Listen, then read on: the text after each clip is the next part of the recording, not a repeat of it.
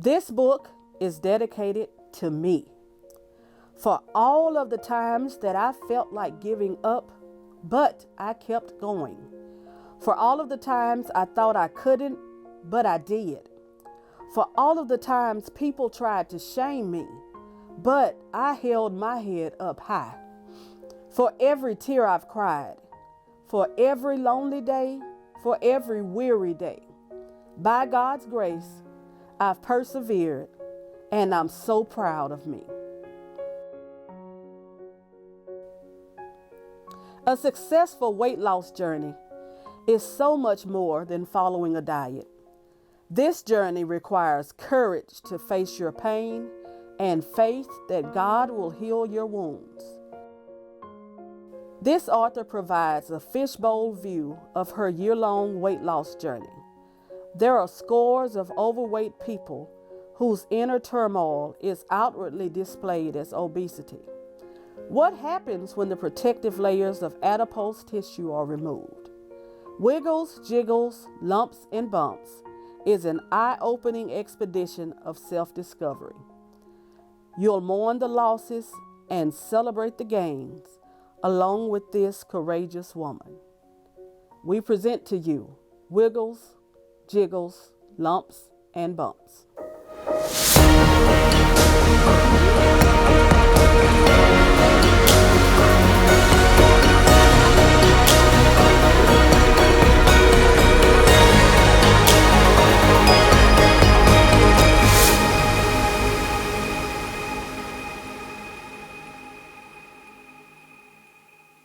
I've lived as a plus-size woman most of my adult life, and I've tried numerous diets, numerous weight loss plans, and I might have a season of success, but then, of course, ultimately, I would always gain the weight back.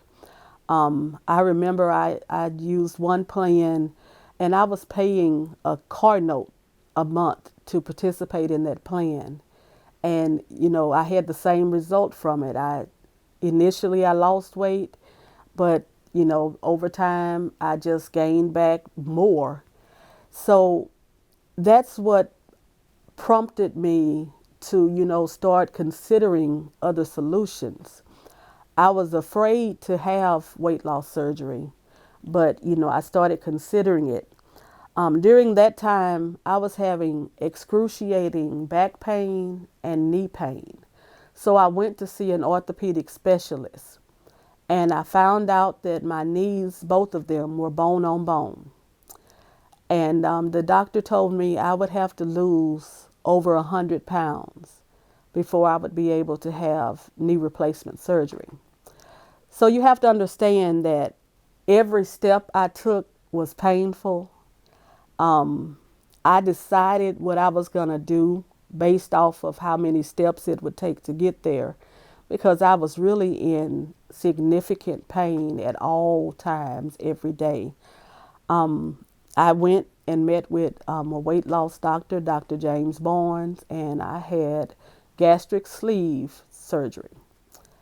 My book, Wiggles, Jiggles, Lumps, and Bumps, is not really meant to take you on a journey of the hows physically of how I lost weight, because my journey, being successful in this journey, has been more about self-discovery, realizing the whys of why I do what I do concerning food, being honest with myself, finding ways to cope with stressors of life and problems without using food as a comfort. So that is really the premise of what Wiggles, Jiggles, Lumps, and Bumps is about. I have my good friend Melvin Nevels here with me, and I brought Melvin in today because we want to share some of the things that led us to making a decision, such a life commitment decision. Melvin, can you tell us about your life as a young black male dealing with obesity? Being overweight and clinical terminology defining it as obesity. I've dealt with what some would call bullying, which I did never consider it being bullying, as I was always self confident. I knew my family embraced me as being a bigger male. But when you talk about obesity and overcoming in the workforce, as well as friends and car rides and things, you always had to be the one that came harder than everybody else. You always had to be better dressed, better suited, and better smelled, because when people first saw you, the first thing they often see, without necessarily saying it, is that you're big. And so, overcoming that thought process, you always seem to have worked hard, or you overcame, and you pushed yourself to be that person that wasn't viewed as fat. So, speaking of weight loss and just being inspired, we've overcome a lot, even with still being overweight and still losing, because you mourn that relationship with food, and you mourn that life changing things in your interaction, because a great deal of what we deal with and celebrate is centered around food. What is the menu like? What is it that you're going to bring to the table, literally? So that kind of inspired me to overbreak those barriers. Some of the problems I faced over the years, like I would always shy away from. Most people look forward to family reunions and things of that nature. I always shied away from attending those events because the first thing people would say to me would be like, "You still got that pretty face, but ooh, girl, you done got so big." And, you know, all of my interactions always had to have some sort of jab or negative comment concerning my size. As a professional, you have to come and you have to be better than your counterparts, and you're already a black female. So that's already two demographics where you're the minority, but you're a black female who's overweight, and they automatically see you as fat and lazy. So you have to be 10 times better than your counterparts to prove that you're worthy of the position, that you hold, and to, maintain your integrity. Even with my physical limitations, I've been discriminated against in so many ways. I've had to, at one job, I had to purchase my own office chair because the chair I was sitting in was literally like squeezing my sides together, and it would leave imprints on my hips by the end of the day. And I asked for a new chair several times and I didn't get it. So I bought my own chair, and I carry that chair from job to job with me because it's mine and it's comfortable and I like it. But if I had a disability, the job would not have hesitated to accommodate my needs. But because they see me as simply fat, their mindset was if I lose some weight, I wouldn't need a bigger chair. I've been walking on a cane for about 2 years now. And I make it known up front, that my knees are bone on bone. I need knee replacements. And I tell them what I can and cannot do physically.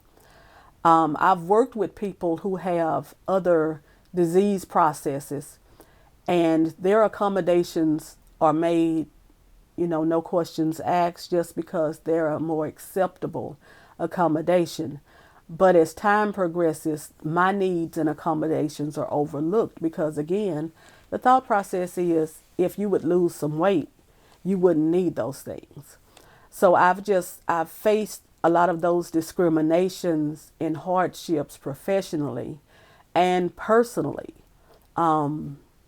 Friends, feel that you're just too lazy to do things when you're telling them, that I can't physically do it. They kind of often feel like, you're just making excuses. But this weight loss journey, as I wrote this book, God gave me the insight to divide this book into seasons because this is a year-long journey. And my first season is the season of anticipation. And in that season, I'm looking forward to having the weight loss surgery. And I'm anxious because there are some fears. I don't know how this is going to affect and change my life. But I'm being very prayerful and hopeful that, after all of the things I've tried, this thing is going to finally work and be successful, and my life quality is going to change. The next season that I talk about is the season of isolation. When you do this journey, I'm sure Melvin can relate. There's really no one you can. It's a different. I don't know. The beginning of that journey is really just different, and there's so many things about you that are changing, and you're learning and adapting. Melvin, what was the beginning of your journey like? Um, Beginning of the journey after following gastric sleeve, it was really almost as if I was going through a grieving process. It was almost as if I was mourning who I was, and not in a way that was sad, but in a way because in the relationship to food with those who struggle with obesity and overweightness, is not necessarily everybody that's overweight or big or obese in a sense actually overeat, but there is a relationship to food. And so, starting out in the journey, everybody invites you places. Everything is, again, centered around food, as we've said.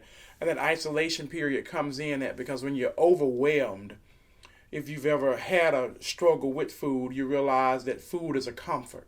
And how oftentimes we don't like to admit that to ourselves, food is really comforting. So having this and being able to be stressed out and wanting to respond with food, you can't. And that's one of the hardest, not physically hard, but mentally, to want to eat something and can't. So you'll not only have the frustration from that thing that's plaguing you, but you have the frustration of I want to eat this and I can't. And then no matter how hard you try, you just can't. So overcoming that. I can identify with that for sure. I never really knew that I was an emotional eater. And prior to me starting this journey and having had gastric sleeve surgery, I wouldn't have believed you if you had told me that. But I would have frustrating days at work and, stop and pick up, my order of nachos and my Coke Zero. And, I'm going home and I'm going to, just watch TV and relax. Well, I mean, after you eat three nachos, you're full. And then it would kind of almost send me into panic mode because I would really be like, okay, I can't eat no more. I mean, like, what am I supposed to do? And you really physically cannot fit another bite in your, you can't unless you just really want to be sick.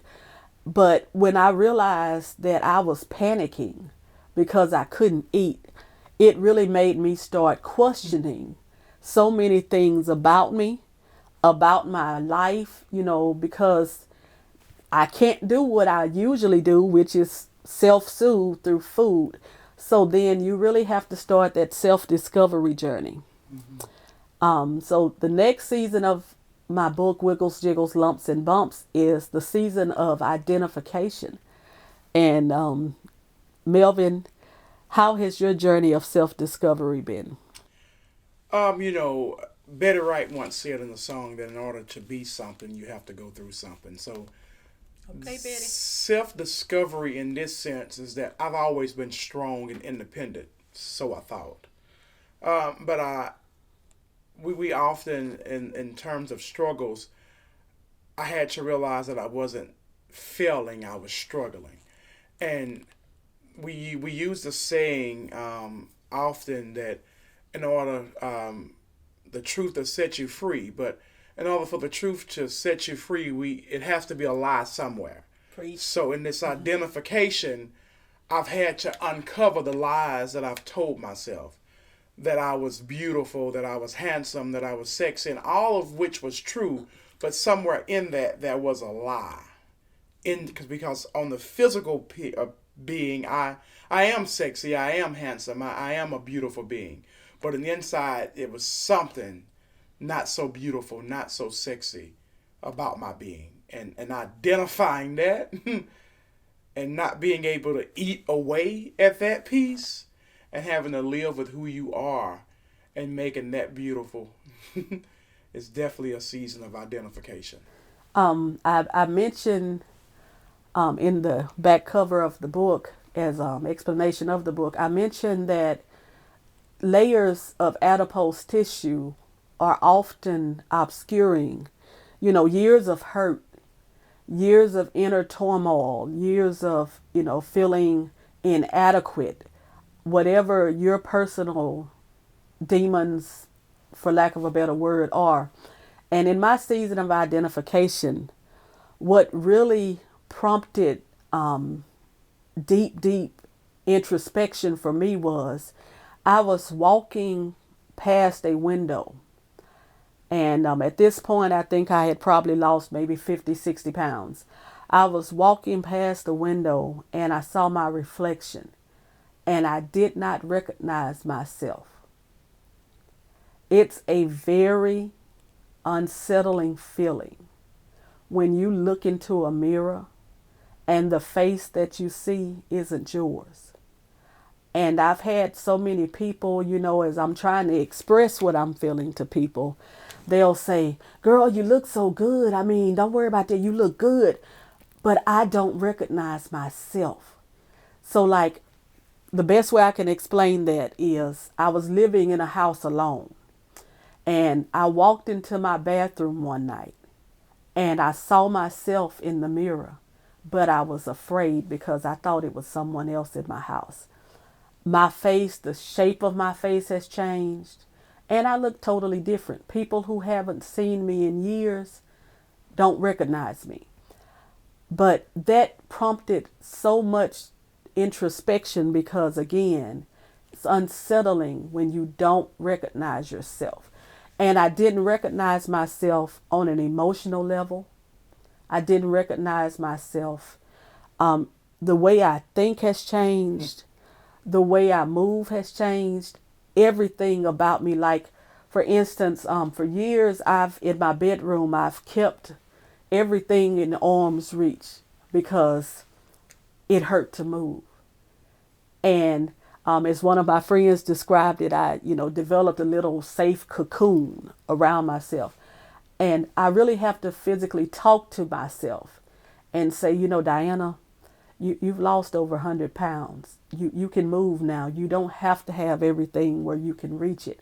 But it's a mental and emotional change. It's a growth process. And it comes with, like Melvin says, if the truth will set you free, you do have to admit some truths to yourself where you've lied to yourself about, yourself. One lie I can say that I've told myself for years is that I was happy at my size. I had just accepted my size. I had just, gotten used to compensating for where I was, but I wasn't happy. I wasn't happy. And as I look back at pictures and so many different occasions, I can look in my eyes and tell I wasn't truly happy, but I accepted that as my reality and I felt it wouldn't change. So I would defend my position with other people by saying, I love me. I'm fine. I'm big. And, and if you look at any of my pictures I was always confident.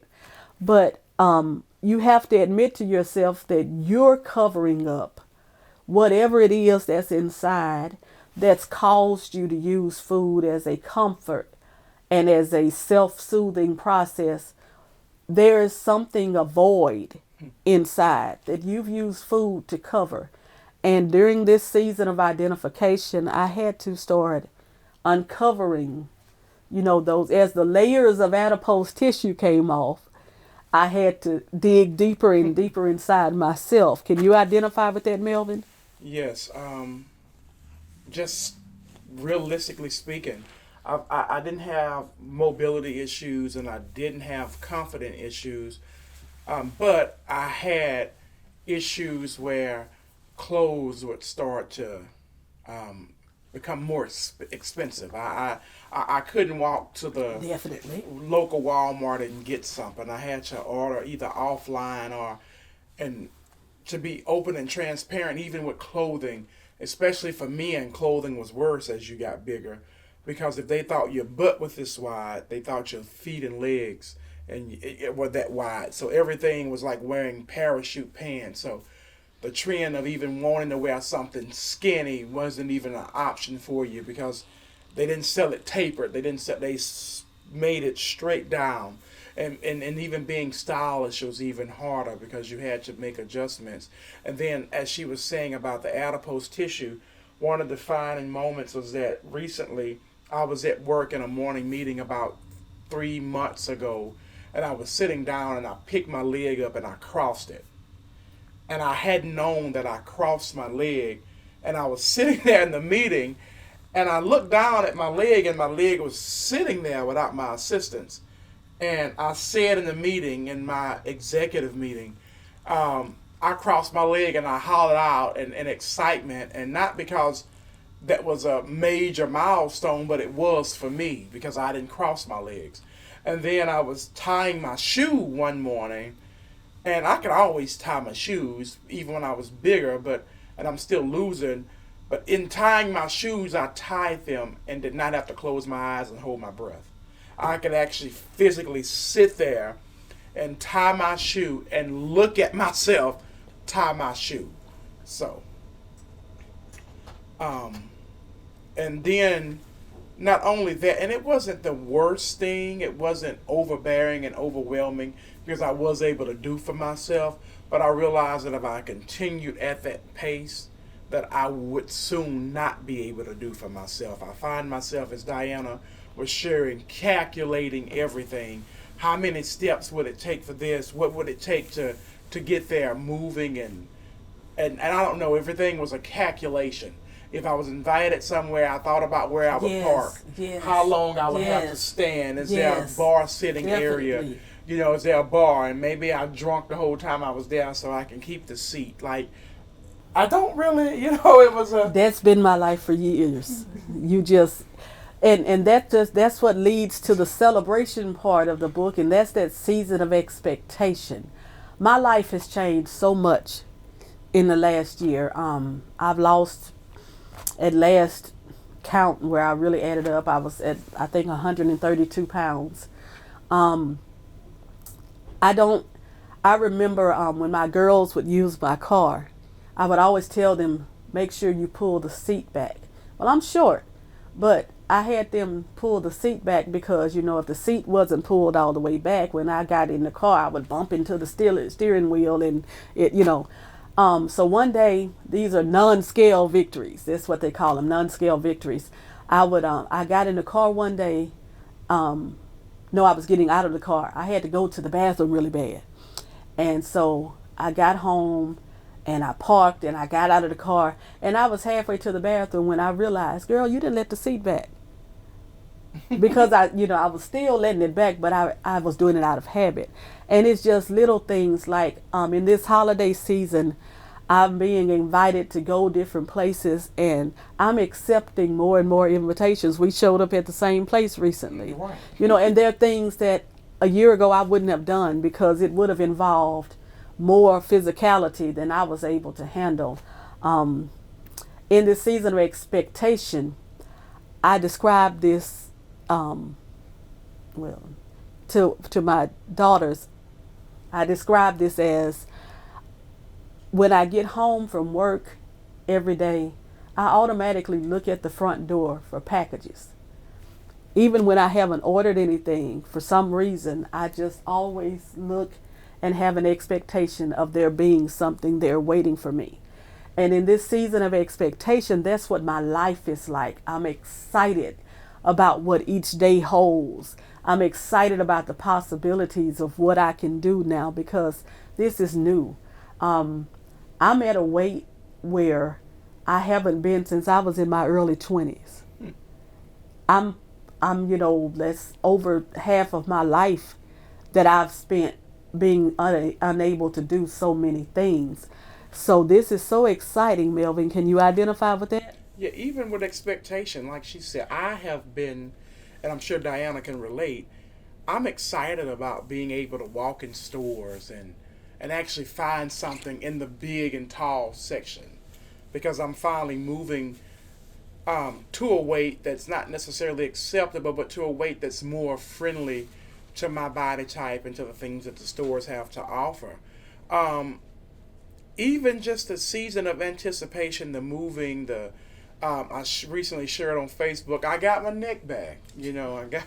I got my neck back, and never really had a long neck. But even on my driver's license, the other day, I got a call to move to pick up a different nursing home, and so I had to go to my driver's license to give a physical copy.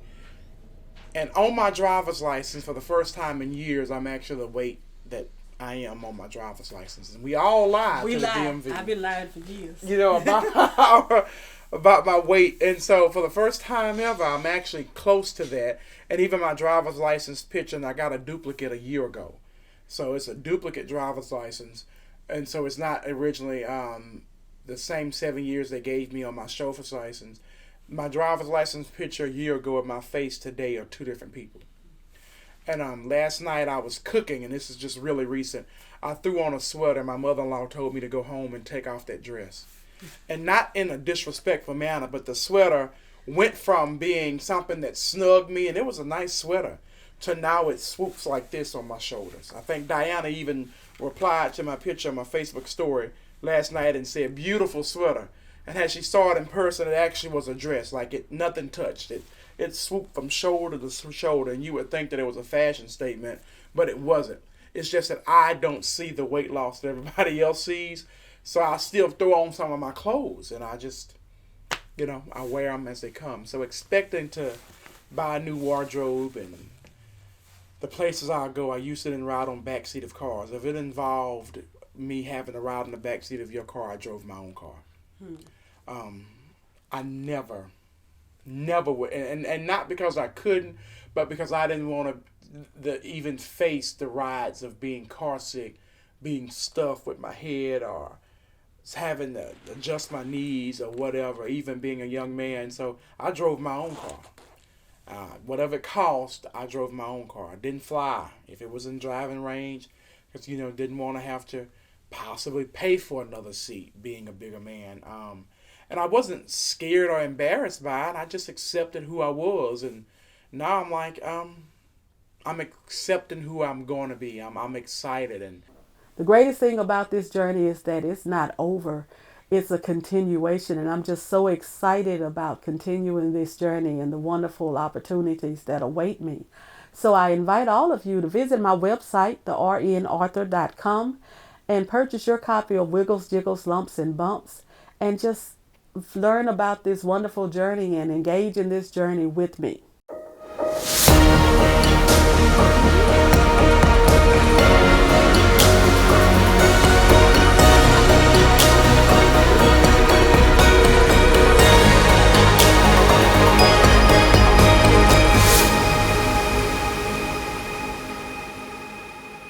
I'm learning to have a posture of expectancy in every aspect of my life.